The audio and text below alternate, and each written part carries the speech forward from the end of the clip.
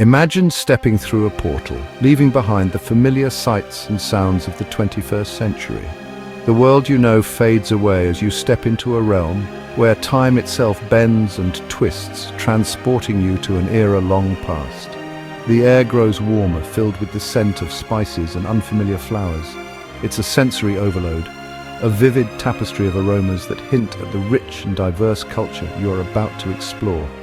You find yourself transported to the year 1600, standing on the precipice of a pivotal moment in Indian history, the arrival of the British East India Company. The marketplace buzzes with activity, merchants haggling over prices, and the vibrant colors of textiles and spices creating a feast for the eyes. This journey through time allows us to witness firsthand the events that shaped a subcontinent, forever altering the course of India's destiny. We're not mere observers. We are participants in a grand historical narrative that unfolds before us. Our time machine will take us to the heart of Mughal India, a realm of vibrant culture, bustling trade, and complex political alliances. The streets are alive with the sounds of commerce, the clinking of coins, and the chatter of people from all walks of life.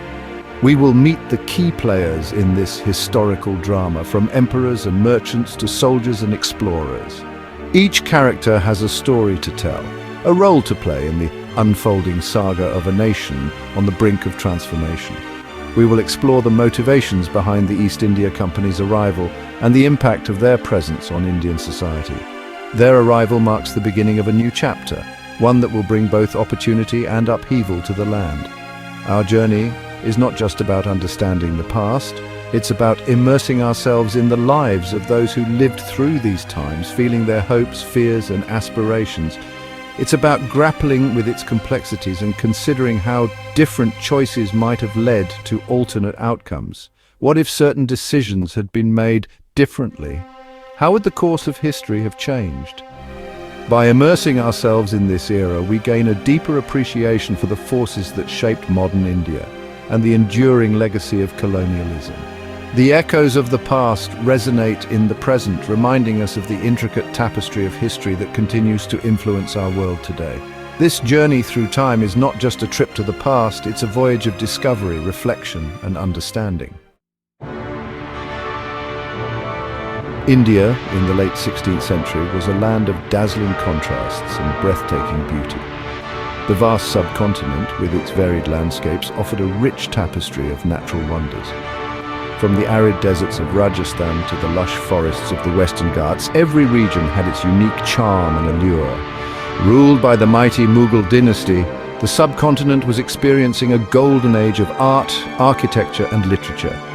The Mughal emperors were not just rulers, but also great patrons of the arts. They commissioned grand palaces, intricate gardens, and magnificent mosques that still stand as testaments to their vision and grandeur. The Mughal emperors, descendants of Genghis Khan and Timur, presided over a vast empire renowned for its wealth and splendor.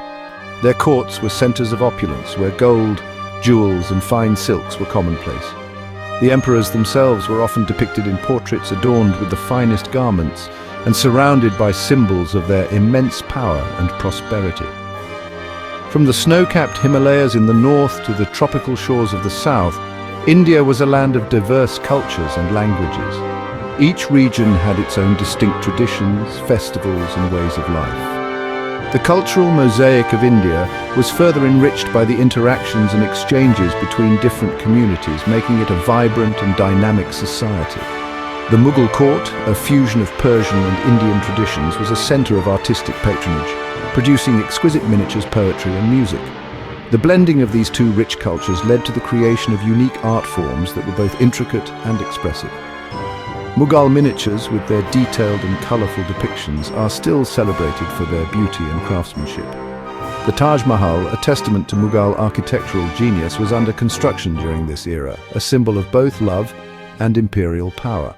Commissioned by Emperor Shah Jahan in memory of his beloved wife Mumtaz Mahal, the Taj Mahal stands as an enduring symbol of love and devotion. Its construction involved thousands of artisans and craftsmen who worked tirelessly to bring the emperor's vision to life. India's economy thrived on trade. The bustling markets were filled with merchants and traders from all over the world, exchanging goods and ideas. The vibrant trade networks connected India to distant lands, bringing in wealth and fostering cultural exchanges. Its merchants sailed across the Indian Ocean, carrying spices, textiles, and precious stones to distant markets in Arabia, Africa, and Southeast Asia. These voyages were not just about commerce, but also about forging connections and building relationships with other cultures and civilizations. Cities like Surat, Calicut, and Masulipatam bustled with activity, their harbors teeming with ships from across the globe. These port cities were the lifelines of the Mughal economy, serving as gateways for goods and ideas to flow in and out of the empire. This was the India that awaited the arrival of European traders, an empire ripe with opportunity, but also fiercely protective of its sovereignty. The Europeans, driven by the desire for wealth and new markets, saw India as a land of immense potential. However, they also encountered a complex and sophisticated society that was not easily swayed by foreign influences. The stage was set for a clash of cultures, ambitions, and ideologies. The interactions between the Mughals and the Europeans would shape the future of the subcontinent, leading to a period of profound change and transformation. The rich tapestry of Mughal India, with its blend of tradition and innovation, would be forever altered by these encounters, leaving a lasting legacy that continues to influence the region to this day. On the last day of the 16th century, a fleet of English ships set sail from London, embarking on a perilous journey to the East Indies. These ships, laden with dreams of wealth and adventure, braved the treacherous waters of the Atlantic and Indian Oceans, facing storms, disease, and the ever-present threat of piracy. Their mission was to secure a share of the lucrative spice trade that had captivated European imaginations for centuries. Spices like pepper, cloves, and nutmeg were worth their weight in gold, and controlling their trade meant immense wealth and power.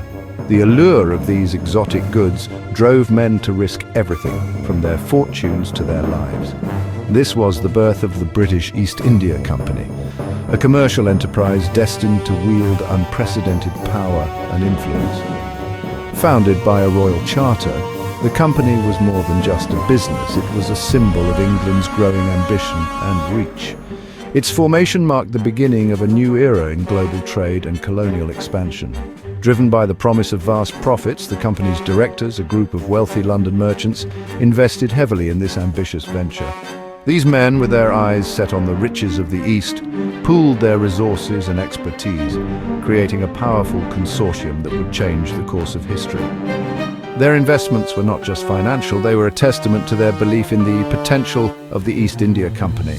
They entrusted their fortunes to seasoned seafarers like Sir James Lancaster, a veteran explorer who had circumnavigated the globe and battled Portuguese rivals in the East.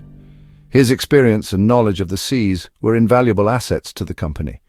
He had faced the perils of the ocean and the challenges of foreign lands, making him the ideal leader for this daring expedition.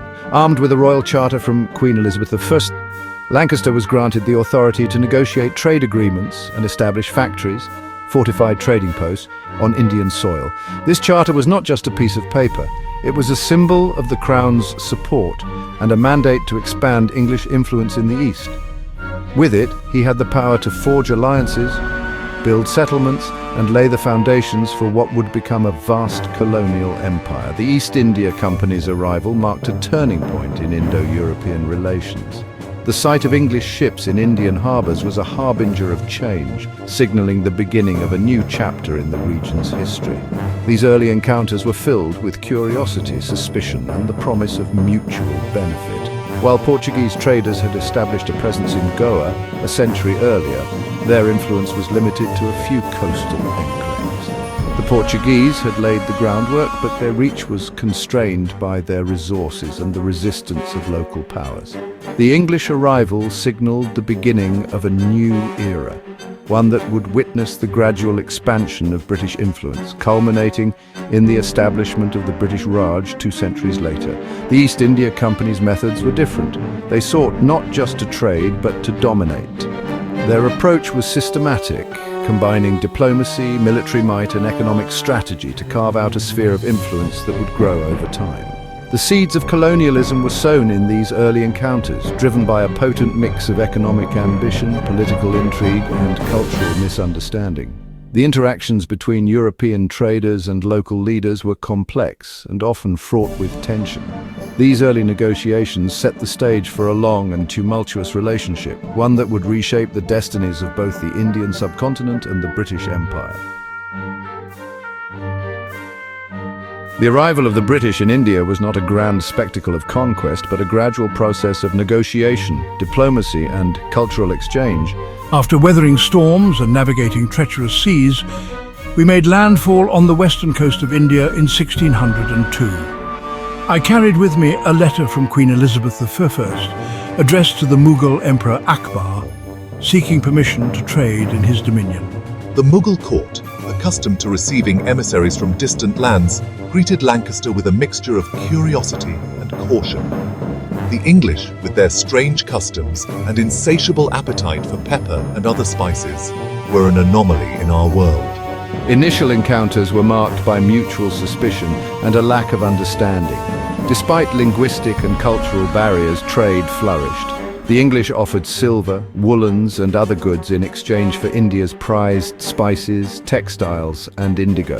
These early trading relationships, though seemingly innocuous, laid the foundation for the East India Company's growing influence.